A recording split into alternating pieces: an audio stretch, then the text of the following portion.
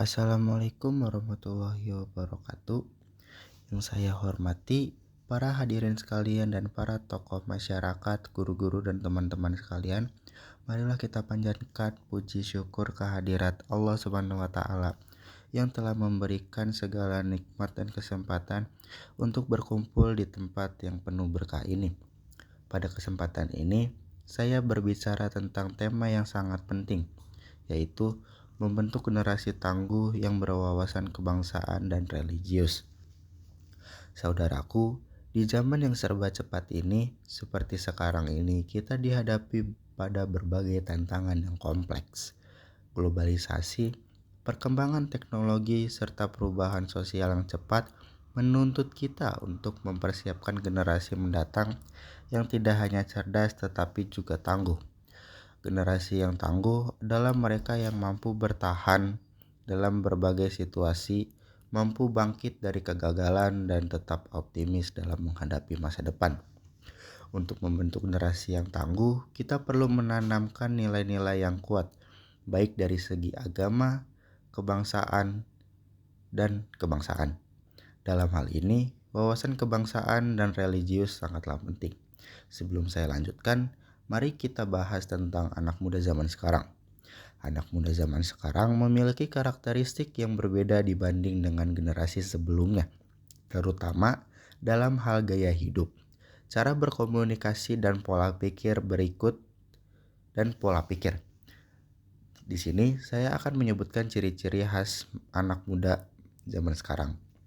Tentang teknologi dan digitalisasi, anak muda zaman sekarang sangat terhubung dengan teknologi, terutama melalui media sosial dan perangkat digital. Mereka sering menggunakan internet untuk belajar, bekerja, dan berinteraksi dengan teman-teman. Penggunaan aplikasi seperti TikTok, Instagram, YouTube, dan lainnya menjadi bagian penting dalam kehidupan sehari-hari. Lalu yang kedua, pendidikan dan pengetahuan. Anak muda zaman sekarang lebih terbuka terhadap informasi global dan lebih cepat mengakses pengetahuan. Banyak yang memilih untuk mengejar pendidikan lebih tinggi atau mencari peluang belajar di luar negeri. Selain itu, mereka juga lebih mandiri dalam belajar melalui kursus online, tutorial, dan sumber daya digital lainnya. Berpikir kritis dan sosial. Mereka cenderung lebih peduli terhadap isu-isu sosial, lingkungan, dan politik. Banyak anak muda yang aktif dalam gerakan sosial dan memperjuangkan hak asasi manusia, keberagaman, serta kesetaraan gender. Gerakan seperti perubahan iklim dan kesadaran akan isu mental health sering mendapat perhatian. Lalu, berwirausaha dan inovasi. Anak muda kini lebih berani berwirausaha dan mencoba hal-hal baru. Banyak yang mereka melalui bisnis online, baik itu toko e-commerce, influencer, atau startup berbasis teknologi. Kreativitas dan inovasi adalah kunci dalam hal banyak bidang yang mereka geluti. Perubahan nilai dan pola pikir. Anak muda zaman sekarang lebih terbuka terhadap perbedaan yang terikat oleh norma-norma tradisional. Mereka lebih menghargai keberadaan dan kebebasan dalam memilih identitas diri. Selanjutnya, kesetimbangan kehidupan dan pekerjaan. Generasi muda sekarang sering mencari keseimbangan antara kehidupan pribadi dan pekerjaan, mengutamakan kesehatan mental dan kualitas hidup. Mereka lebih memilih bekerja secara fleksibel atau jarak jauh, jika memungkinkan, untuk mengurangi stres dan mendapat kebahagiaan. Secara keseluruhan, anak muda zaman sekarang lebih dinamis, kreatif, dan memiliki akses yang lebih besar untuk mengubah dunia melalui teknologi dan pemikiran kritis. Namun, juga menghadapi tantangan besar seperti tekanan sosial, perubahan iklim, dan ketidakpastian ekonomi. Kemudian saya akan lanjutkan wawasan kebangsaan. Wawasan kebangsaan adalah pemahaman yang mendalam tentang identitas dan nilai-nilai bangsa kita. Indonesia sebagai negara yang kaya akan keberagaman suku, budaya, dan agama membutuhkan generasi yang tidak hanya bangga akan identitasnya, tetapi juga menghargai perbedaan. Kita perlu mengajarkan kepada generasi muda tentang pentingnya persatuan dan kesatuan bangsa, serta tanggung jawab sebagai warga negara yang baik. Pendidikan adalah wadah yang tepat untuk menanamkan wawasan kebangsaan melalui kurikulum yang baik, kegiatan ekstrakurikuler, dan pengalaman belajar di lapangan. Kita dapat membentuk karakter generasi muda yang cinta tanah air. Selain itu, peran keluarga dan masyarakat juga sangat penting dalam membentuk sikap patriotisme yang tulus. Selanjutnya, religius juga merupakan aspek penting dalam membentuk generasi yang tangguh.